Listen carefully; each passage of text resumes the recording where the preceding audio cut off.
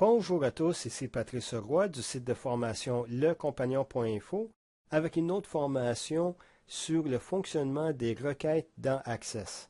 Alors, ceci fait partie d'une série de vidéos de formation pour vous expliquer comment les requêtes fonctionnent et on est rendu à la question numéro 7 où on demande, en utilisant seulement le champ commentaire de la liste des employés, afficher le prénom et le nom des gérants de l'entreprise. L'objectif de cette formation est de vous montrer l'opération logique NOL. Alors, j'en ai pas parlé auparavant de cet opérateur logique-là.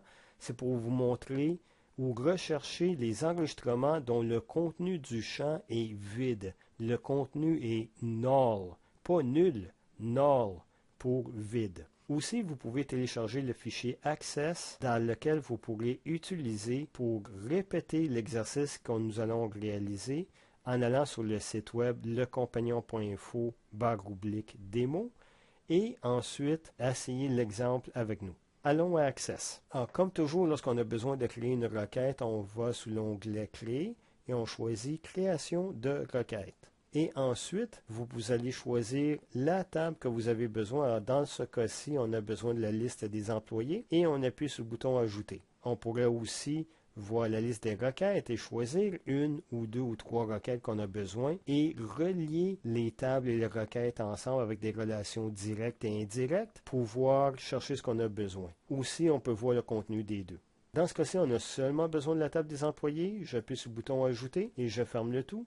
Et comme je mentionnais, vous pouvez toujours réafficher cette fenêtre et aller chercher d'autres tables ou requêtes si jamais vous en avez besoin. J'agrandis la liste ici et on nous demande le prénom et le nom. Alors, je vais faire un double clic sur le champ, prénom et le nom. Puis, on a aussi besoin de savoir qui est le gérant ou un directeur de l'entreprise. Alors, on a besoin de voir le poste.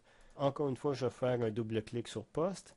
Et on nous dit, en utilisant le champ commentaire, il faut faire la distinction. Je vais ajouter le champ commentaire avec un double clic, mais comme j'ai mentionné auparavant, on peut glisser un fichier dans la liste des champs en haut bas, ou on peut aussi la choisir de la liste des champs. Mais c'est qu'est-ce que j'ai besoin pour l'instant. On va afficher tous les employés et on va voir comment on va déterminer avec le contenu du champ commentaire, comment distinguer les gérants des vendeurs de l'entreprise. Allons afficher le tout. On a 7 employés ici et on constate que Roger Lepage et Roger Dubuc ont tous les deux leur commentaire est vide. Alors, je vais juste agrandir un petit peu le commentaire ici.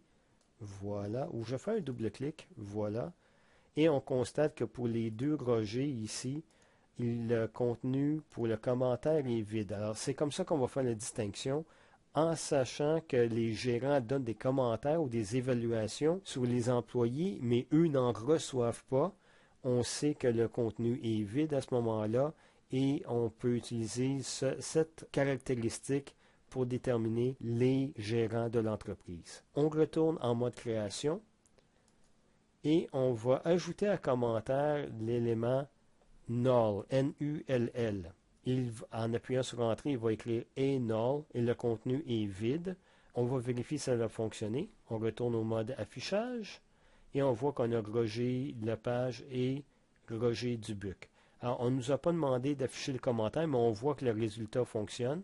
On retourne en mode création et on va masquer le champ commentaire ici. Retourner au mode affichage et voilà les informations. J'ai le nom et le prénom et le poste. Je crois qu'on pouvait aussi masquer le poste aussi, mais on ne le fera pas pour l'instant. Voilà comment on peut utiliser l'opération null ou vide pour faire des recherches avec nos données. Et aussi un autre élément, pourquoi ça serait intéressant de connaître null.